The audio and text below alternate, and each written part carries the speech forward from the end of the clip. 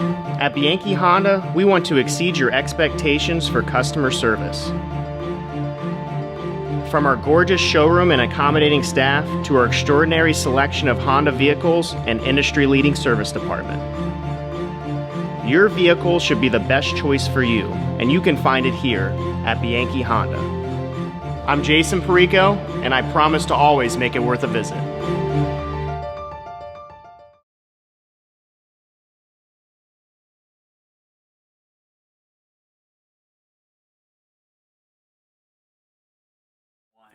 Good evening, everybody. Talking with Gannon football coach Brad Rzyczycki. A very happy Brad Rzyczycki. Can't blame him, Coach. Congratulations, getting going with a super win. Thanks, Jimmy. It was. I told you last week I was excited to watch the kids play, and they did a pretty good job for the first one. I sense you were anxious in a good way. It was a challenge. People go, oh, you don't have this, you don't have that.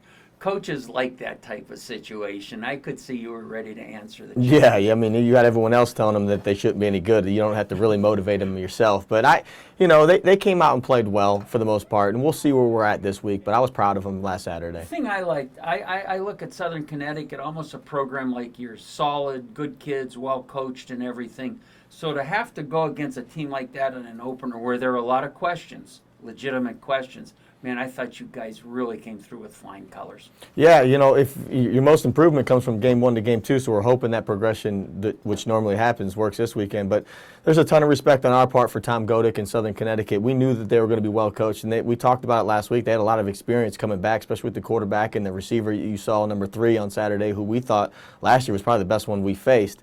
We knew we had our hands full, and we didn't over-scheme our kids to where they were uncomfortable, and I thought they played fast on Saturday. I talked to you immediately after the game with Molly Brannigan's. We go through it, but as I said, you have the worst seat in the house, standing on the sidelines. But after you looked at film, did you change opinions about anything and go, oh my gosh, we did do this, that was great, or we should have done that after breaking down film?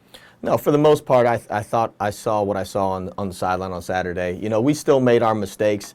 The difference was, Jimmy, we made them fast, and, we tried to overcompensate with our speed just to make sure that when going into game 1 and not knowing the new schemes that they were going to put at us, we had to play fast, and we did that on Saturday for the most part. But it kind of played out from what I saw on the sideline when it ended up going back and watching the film. There's a lot of correctable mistakes for us, too, that we just got away with on Saturday that we're going to definitely have to clean up. Everybody was anxious to see Zach Phillips or Tyler Pelka at the quarterback position. So, that's a legitimate thing.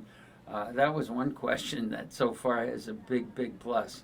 Yeah, I told everybody, I said it was a good problem for us to have. We weren't struggling, finding someone that couldn't play. We had 2 that we thought could play. And the game dictated Tyler didn't get in there on Saturday. We played 55 snaps of offense, which wasn't much, and the big strikes that we had happened with long runs for the most part, and big explosive plays is what you want. So, moving forward, there's got to be a way to still try to get an opportunity to get Tyler in there. But I was really proud of the way Zach played on Saturday. He handled everything that they showed him. It's the same offense as you saw. It's just geared towards a kid that can run the ball and insert himself. But in the same breath, I don't know that we're going to get away with only throwing the ball 7 times a game. So we're going to have to do a better job of getting open and finding routes to throw to and do what Zach and Tyler feel comfortable with in the passing game. The running game was sensational, of course, Phillips, Johnson, but that means the offensive line was doing something well. Yeah, with a lot of young, inexperienced kids up there, so we were proud of them. Another question answered so far. far. And I told you, in one of our bigger surprises through camp was how well and how cohesive those kids played. But give a lot of credit to Coach Abercrombie, our new offensive line coach. Those kids really go out there and play hard for him. He does a great job of schematically getting them into the positions where it makes sense for them and building a relationship with those guys. But there's a big difference there. Jack's done a really good job with our offensive line. Be great if your defensive coordinator was Finch, Abercrombie, and was it Finch or Finch? What? Yeah. Can you work on that? Yeah, I could try, but I'm pretty happy with the ones we got right now. That's true, too. Yeah, all right. Try and fit them in. Speaking of the defense, how'd you rate it? Good. Yeah, I told you we dummied down scheme a little bit with those guys, but we are a lot taller After that first drive, I kind of had a feeling that was going to happen just because these kids were so new out there and they've only seen one scheme and they were waiting for what Southern Connecticut. We got big played on the pass game part of it, but I thought when they settled down and they handled the run and we really did a good job of handling their offensive line and not had to send a ton of pressure at them, that we were able to drop, 8 in coverage at different times and stay over top of those tall receivers. One of them got behind us, for the only touch they had. It was a great football and a great catch by the kid, but I thought they settled down and played fast. All right, there's one controversial call, targeting. Do you get a ruling? Did you look at it on film? Because then I watched Notre Dame Saturday night. Some guy almost got killed, Torrey Hunter, in the end zone, and that wasn't targeting. First of all, did you have that explained to you? Do you hear from the league at all? Yeah, the process is, I try to get the clips right to the commissioner, Steve Murray, right away, and his communication back to me is phenomenal. They get it sent over to the NCAA committee to review the call.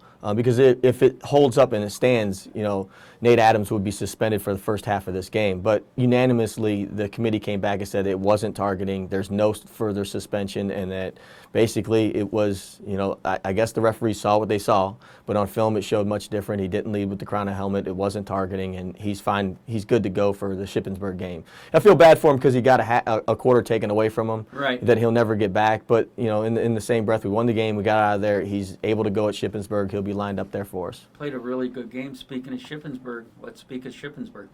Yeah, we've only played them twice, and one time the current head coach has been there. They came here and really put a number on us. I was the defensive coordinator back then. They're always an extremely well-coached team. I think when you flip on the film and watching them in crossover games, man, their kids play so hard all the time. I mean, there's 100% effort in every single play that they play, but they're good schematically. I mean, they window dress on both sides of the ball, and even on their special teams, they run 9 million different punts that you got to prepare for, and they do a good job with their kids. So they're going to be a well-coached team, and us going on the road, this is going to be an enormous challenge for this youthful, young, inexperienced team. After watching Shippensburg on film, do you feel you're going to have to throw a little more? Even I know you probably want to, but do you think you might have to? Yeah, their defense, they're a four-man front defense. They're three technique. Well, I used to be a four-man front coordinator. He's been with them and starting for 3 years, but they're old. They have 9 seniors and 9 juniors starting for them on both sides of the ball. And out of 22 players, that's a lot. And they have 3 sophomores that are really talented, and 2 of them play defense. Their defensive end, 9, gets after you, or 8, I'm sorry. He's a great pass rusher, extremely natural with what he does. And then you have a 3 technique in there that can hold up, and the other 2 guys are great at plugging gaps. And they got a will linebacker, 41, that makes a ton of plays to getting into the box and extremely active. But their strength, they get their entire secondary back. So when you get that cohesive group back, and 23, their boundary corner, I think is one of the better ones we'll see. They trust him enough to leave him on an island by himself. And we should have one-on-ones on Saturdays that we're going to have to win at times.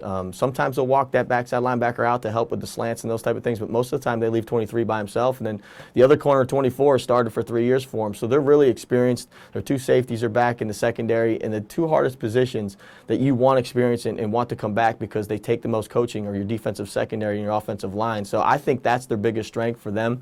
They trust with what they're doing. I don't want to say they're unorthodox, but they'll pressure a lot in different situations when you wouldn't expect them to. So there's things that we have got to be prepared for on Saturday that we know we're walking into. They're extremely sound. You're not going to find a hole in what they do, and that's something we're going to have to work on. Offensively, do you think they'll be slanted passing or running? It depends. You don't get a ton out of the first game, but they don't have a ton of concepts with what they do from a play standpoint. But they've got a million different personnel groupings and a million different formations they'll show you those concepts out of, which makes it extremely hard for a defense to prepare for. They got a kid, 22, who lines up everywhere for him. He's listed as a tailback, but he'll jump out into the slot at times. He'll catch the ball in the backfield. You got to have your eyes on where he's at and lined up on every single play. And then when things break down in the pass game and in 10, their quarterback, or I'm sorry, 5, their quarterback who something's not open, he tucks it and runs. And that ends up being their biggest run threat to us is how do we contain this kid and still drop enough people into coverage. So it becomes a cat and mouse game at that point in time. But again, their offensive line's completely back from last year. So those kids cohesively know where they're going. All right, Gannon football coach Brad Rzyczycki. Coach, thanks for coming in, and good luck Saturday. Always. Thank you, Jimmy. All righty, James R., back to the Blitz.